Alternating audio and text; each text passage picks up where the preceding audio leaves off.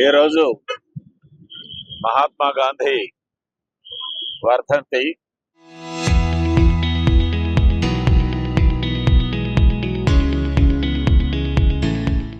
ఇరవయవ శతాబ్దంలో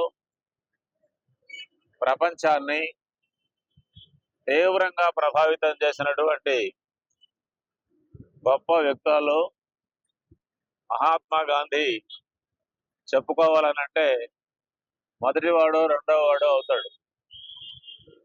బహుశా భారతదేశం ఈరోజు ఏ రూపంలో ఉంది అని అంటే ఇంత సమగ్రంగా, ఇంత విశాలంగా, ఇంత శాంతియుతంగా ఉండగలిగింది అని అంటే, విచ్ఛిన్నం కాకుండా నిలబడగలిగింది అని అంటే మహాత్మా గాంధీ ఆలోచనలు, మహాత్మా గాంధీ నాయకత్వాన ఆ రోజు నడిచినటువంటి స్వాతంత్ర పోరాటమే ప్రధానమైనటువంటి కారణం. అందువలనే మహాత్మా గాంధీ పేరుతో పేద ప్రజలకి వాళ్ళ శ్రమని గౌరవిస్తూ ఏదో ఉపాధిని కల్పించడం కాదు, ఉపాధిని ఒక హక్కుగా గుర్తిస్తూ, చరిత్రలో మొట్టమొదటిసారిగా పని అనేటటువంటిది ఒక హక్కు, అది డిమాండ్ చేసి జనం తీసుకోవచ్చు. 100 రోజులు, 125 రోజులు, 150 రోజుల్లో ఏదైనా కావచ్చు కాక, ఇంతకాలం మాకు పని ఇవ్వాల్సిందేనో, ఇవ్వడం ఒక హక్కుగా మేము డిమాండ్ చేస్తున్నామని పేద ప్రజలు అడిగేదానికి కావలసిన హక్కును ఉపాధి హామీ పథకం ఇచ్చింది. వామపక్షం కూడా యూపీఏ ప్రభుత్వానికి తోడుగా ఉన్నటువంటి కాలంలో దాని చొరవతో ఏర్పడినటువంటి గొప్ప పథకం ఇది. బహుశా స్వాతంత్రం వచ్చిన తర్వాత ప్రభుత్వం కల్పించినటువంటి గొప్ప పథకాల్లో ఉపాధి హామీ పథకమే అన్నిటికంటే గొప్పది అని అనుకుంటాను. అందువల్లనే దానికి న్యాయంగా మహాత్మా గాంధీ పేరు కూడా పెట్టారు, అందరం స్వాగతించాం. కానీ ఇప్పటి కేంద్ర ప్రభుత్వం రెండింటిని ఒకేసారి ఒక మాటలో చెప్పాలంటే హత్య చేసింది. మహాత్మా గాంధీ పేరుని ఈ పథకంలో నుంచి తీసేసింది. ఎందుకు తీసేయాల్సి వచ్చింది? వేరే పథకాన్ని మీరు పెట్టినా కూడా ఆ పేరుకు మహాత్మా గాంధీ పేరు ఉండడం అనేది మీకు ఏం అభ్యంతరం వచ్చింది కనుక, అంటే మహాత్మా గాంధీ కోరుకున్న మత సామరస్యాన్ని, మహాత్మా గాంధీ కోరుకున్నటువంటి శాంతిని మేము అంగీకరించడం లేదు, మా బాట గాంధీ బాట కాదు అని చెప్పడం కొరకైనా ఇది తీవ్రమైన బాధాకరమైన విషయం. రేపు పొద్దున జాతిపితగా కూడా మహాత్మా గాంధీని తొలగిస్తారేమో నాకైతే తెలియదు. రెండవది, ఉపాధి హామీ పథకాన్ని నిర్వీర్యం చేసింది. అది రాష్ట్రాల దయాదాక్షిణ్యాలుగా వదిలేసింది. తాను ఎక్కడ కోరుకుంటే, అంటే ఒక రాష్ట్రంలో కూడా తమ ఎమ్మెల్యే ఎక్కడ ఉంటే అక్కడ మాత్రమే దాన్ని ప్రవేశపెట్టవచ్చు, తాను అనుకుంటే ఎక్కడైనా దాన్ని లేకుండా చేయొచ్చు. ఏ విధంగా గ్రామీణ ఉపాధి పథకాన్ని రాజకీయం చేసింది. అలాగే 60%, 40% పేరు పెట్టి రాష్ట్రాల మీద భారాన్ని మోపింది. రాష్ట్రాలు మేము చేయలేమోనంటే అది చేతులు ఎత్తేయడం కింద మారిపోతుంది.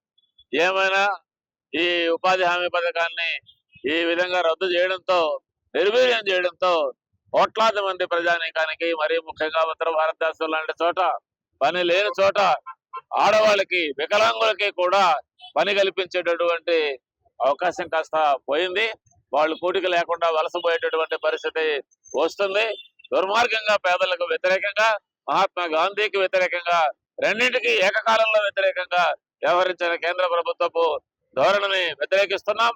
మళ్ళీ మహాత్మా గాంధీ పేరుతోనే మళ్ళీ జాతీయ ఉపాధి హామీ పథకం గతంలో ఎలా ఉందో అలానే దీన్ని పునరుద్ధరించాలని, అప్పటిదాకా మేము దీనికోసం పోరాడుతూ ఉంటామని చెప్పి ఈ సందర్భంగా ప్రతిజ్ఞ చేస్తున్నాం. ప్రధాన పాత్ర వహించినటువంటి అనేక మందిలో మహాత్మా గాంధీ, ఆయన నాయకత్వాన ప్రజలందరూ కదిలిన పరిస్థితి, స్వాతంత్రం వచ్చిన పరిస్థితి మన అందరికీ తెలుసు. అయితే ఏదైతే 2005లో యూపీఏ ప్రభుత్వంలో వామపక్షాలు కలిసి ఉపాధి హామీ పథకాన్ని, మహాత్మా గాంధీ గ్రామీణ ఉపాధి హామీ పథకాన్ని తీసుకొని రావడం జరిగింది. చాలా గ్రామాల్లో దేశవ్యాప్తంగా పేదలకి ఇది చాలా ఉపయోగపడింది. గ్రామీణ ప్రాంతాల్లో ఉన్నటువంటి అనేక మంది చదువుకున్నటువంటి వాళ్ళు, మధ్యతరగతి వాళ్ళు కూడా ఈ ఉపాధి హామీ పథకానికి బదులుకుపోయి ఆ విధంగా ఉపయోగపడతా ఉండింది. ఇప్పుడు ఈ ప్రభుత్వం పార్లమెంటులో జీ రామ్జీ పేరుతో పేరు మార్చి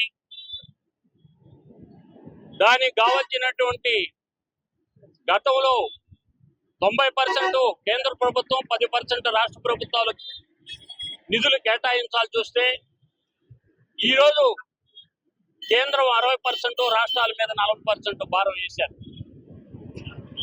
ఆ జీవోలో తన అవసరం అనుకుంటేనే కొన్ని నిధులు కేటాయించేదానికి కొన్ని రాష్ట్రాలకు కూడా ఉంది. అందువల్ల రాష్ట్రాలకి నిధులు ఏదైతే ప్రతిపక్షంలో ఉండేటువంటి రాష్ట్రాల్లో కేరళ లాంటి రాష్ట్రాలు, తమిళనాడు లాంటి రాష్ట్రాలకి, ఇతర రాష్ట్రాలకు నిధులు కూడా ఇచ్చేదానికి ప్రభుత్వం నిరాకరించే పరిస్థితి వస్తుంది. అందువల్ల ఆ జీవోలో ఇవన్నీ కూడా ఉన్నాయి కాబట్టి ఈ ఉపాధి హామీ పథకాన్ని నీరు గార్చేదానికి కేంద్ర ప్రభుత్వం ప్రయత్నం చేసింది. ఈరోజు గాంధీ సమక్షాన ఏదైతే గాంధీజీ సమక్షాన్ని ఈరోజు ప్రతిజ్ఞ చేయడం జరిగింది. గ్రామీణ ప్రాంతాల్లో ఆయన పేరు మీదనే ఈ పథకాన్ని కొనసాగించాలనేటువంటిది సందర్భంగా తెలియజేస్తుంది. డౌన్లోడ్ రా TV app. Media legend Ravi Prakash is back.